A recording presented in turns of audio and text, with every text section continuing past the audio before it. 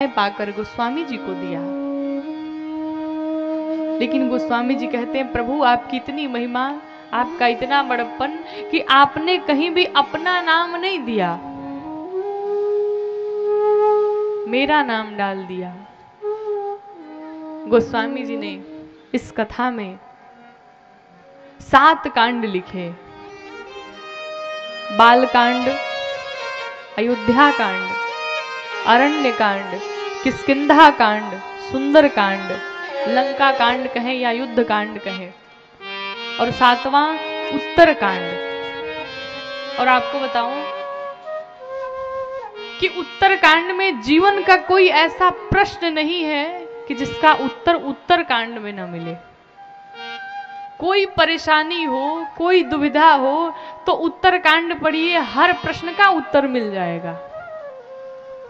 इसलिए उसका नाम उत्तर कांड पड़ा। 7 कांड लिखे और 7 श्लोक लिखे। कहें तो 7 कांडों के लिए गोस्वामी जी ने एक एक श्लोक समर्पित किया। गोस्वामी जी कहते हैं कि ये जो 7 कांड है, ये 7 सीढ़ियां हैं। एहि मह रुचिर सप्त सोपाना। 7 सीढ़ियां हैं। कहां जाने के लिए? भगवान तक पहुंचने के लिए ये 7 सीढ़ियां हैं। पहले श्लोक में क्या लिखा कि वर्णानाम अर्थ संघाना रसानाम छंदसामपि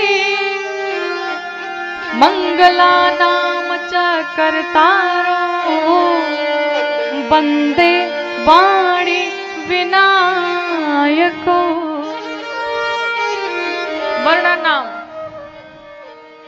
वह जो शब्द है ना, ये ब्रह्म सूचक है। वह शब्द ब्रह्म सूचक है, अर्थात देखिए, जिसके भीतर जो चलता रहता है वही मुख से भी निकलता है। शब्द बताते हैं कि आपके संस्कार क्या है, शब्दों से पता चल जाता है। अगर किसी के बारे में जानना हो, बस उससे कुछ 1-2 घंटे बात करके देखिए, उसके शब्द ही आपको बता देंगे कि उसके मन में क्या चल रहा है।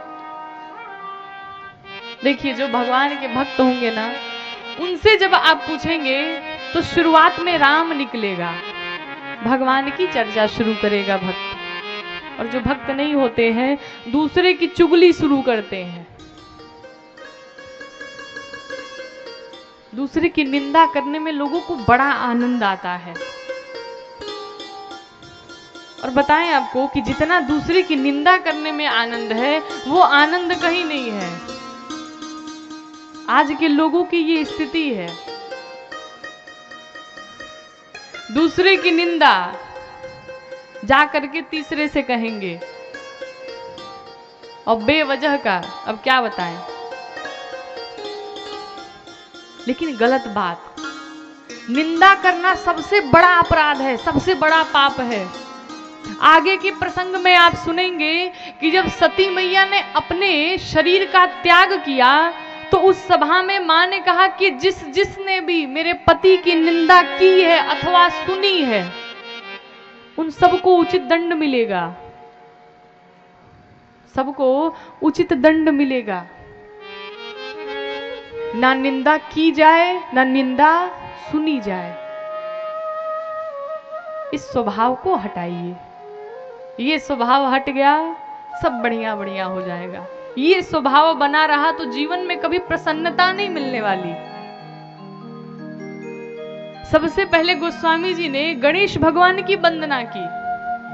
गणेश भगवान का पेट बहुत बड़ा है ना, उधर हम लोग को भी अपने पेट को बढ़ाना चाहिए। ऐसा नहीं कि तोंदुमल हो जाए, थोड़ा ध्यान रख के। पेट बढ़ाने का अर्थ जानते हैं क्या है? गणेश भगवान अपने पेट को बढ़ा करके ये दिखाना चाहते हैं, ये बताना चाहते हैं कि चाहे अगर कोई निंदा करे चुपचाप सुन लो, कोई बड़ाई करे तो चुपचाप सुन लो, पेट में रख लो। किसी ने निंदा कर दी, किसी ने बुराई कर दी, तो उसको पेट में रखे रहो, पचाए रहो, ये नहीं कि दूसरे से जाकर कह दो। अगर कोई प्रशंसा करता है तो उसको भी पचाए रहो।